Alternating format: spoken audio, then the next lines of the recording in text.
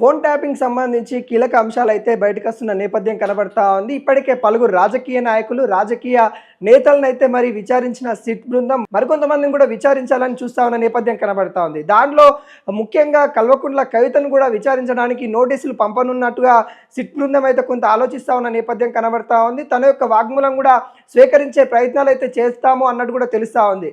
ఇప్పటికీ అనేక మంది కూడా వాళ్ళ యొక్క ఫోన్ ట్యాపింగ్ జరిగింది అన్నట్టుగా ఇటు పోలీస్ స్టేషన్లో కంప్లైంట్ చేయడం అయితే జరిగింది. ఎవరైతే కంప్లైంట్ రేజ్ చేశారో వాళ్ళందరినీ కూడా సిట్ బృందం ఏ విధంగా మీ ఫోన్ ట్యాప్ అయింది, మీకు ఎట్లా తెలిసింది, మీ ఫోన్ ట్యాపింగ్ అయ్యిందని మీకు ఏ విషయాల ద్వారా మీకు తెలుసుకున్నారనే అన్ని కోణాలు కూడా సిట్ బృందం అయితే ఇటు విచారించిన నేపథ్యం కనబడతా ఉంది. దాంట్లో భాగంగానే అటు బీజేపీ సీనియర్ నేతలైన అటు ఈటల రాజేందర్ కావచ్చు, బండి సంజయ్ కావచ్చు, వీళ్ళందరినీ కూడా విచారించడం అయితే జరిగింది.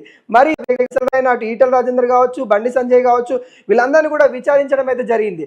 మరి ఈ కొంతమంది కూడా ఇప్పుడు విచారణలోకి వచ్చే అవకాశాలు అయితే కనబడతా ఉంది. ముఖ్యంగా అటు బీఆర్ఎస్ అధినేత కేసీఆర్ కూడా వస్తాడనే వాదనలు కూడా వినబడతా ఉన్నాయి.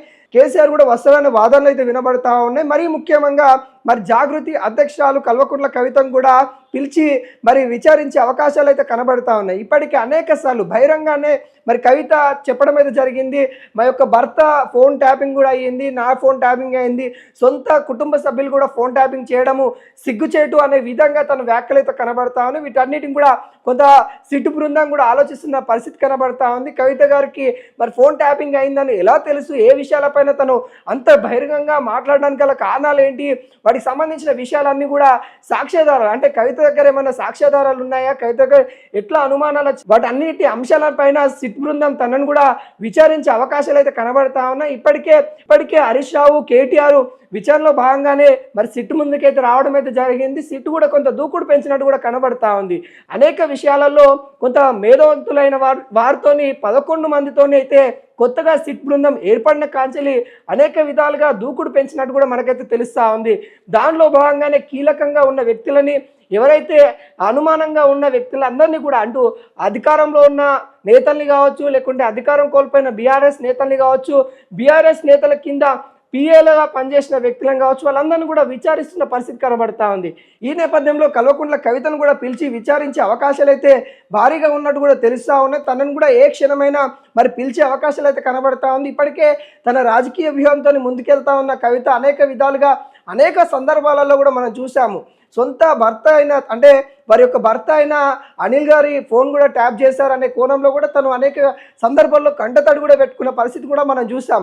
సొంత కుటుంబ సభ్యులను కూడా వినలేదు, కొంత మా పైన ఇంత కక్షపూరితంగా చేయడం ఏంటి అన్నట్టు కూడా తను ఎవరైతే అక్కడ ఫోన్ ట్యాపింగ్ పాల్పడినా వాళ్ళని ఇండైరెక్ట్గా తను కొంత బహిరంగానే తను మాట్లాడిన నేపథ్యం అయితే మనం అయితే చూసాం. వీటన్నిటిని కూడా సిట్ బృందం అయితే కొంత పర్యవేక్షణలో తీసుకుంటున్న నేపథ్యం కనబడతా ఉంది. ఏ క్షణమైనా కానీ మరి కవితకు కూడా నోటీసులు అందే పరిస్థితి కనబడతా ఉంది. అనుకుంటున్న నేపథ్యం కనబడతా ఉంది. ఏ క్షణమైనా కానీ మరి కవితకు కూడా నోటీసులు అందే పరిస్థితి కనబడతా ఉంది. కవితను కూడా పిలిచి విచారిద్దాము అనే ఆలోచనలో సిట్ బృందం కూడా ఉన్నట్టు కూడా తెలుస్తూ ఉంది. ఇప్పటికే మున్సిపల్ ఎన్నికలలో తను పోటీ చేయడానికి కొంత ప్రణాళిక రచిస్తూ కొంత ప్రజల్లోకి వెళ్తా ఉన్న కవిత గారికి ఫోన్ ట్యాపింగ్ సంబంధించిన విషయాలలో మరి ఎలా స్పందిస్తారు అన్నది కూడా చూడాలి. ఎందుకంటే బహిరంగంగానే తను అనేక విధాలుగా మాట్లాడింది, కానీ సిట్ ముందు అలా ఆ విధంగా మాట్లాడుతుందా, లేకుంటే మాట మారుస్తుందా, అనేక సార్లు కూడా మాట మార్చిందనే వాదనలు కూడా రాజకీయ విశ్లేషణలు అయితే చెప్తున్న పరిస్థితి కనబడతా ఉంది. కవిత గారు 2 ధోరణులు ఉంటాయి, తనకి ద్వంద్వ వైఖరి ఉంటుంది అనే విధంగా కవిత తీరునైతే చెప్తా ఉన్న పరిస్థితి కనబడతా ఉంది. బహిరంగంగా చెప్పిన మాటలు ఏవైతే ఉన్నాయో మరి సిట్టు ముంగడ కూడా అదే వ్యాఖ్యలు చెప్తుందా, లేకుంటే వేరే ఏమైనా మాట్లాడే ప్రసక్తి కనబడతా ఉందా, తన దగ్గర ఉన్న సాక్ష్యాధారాలు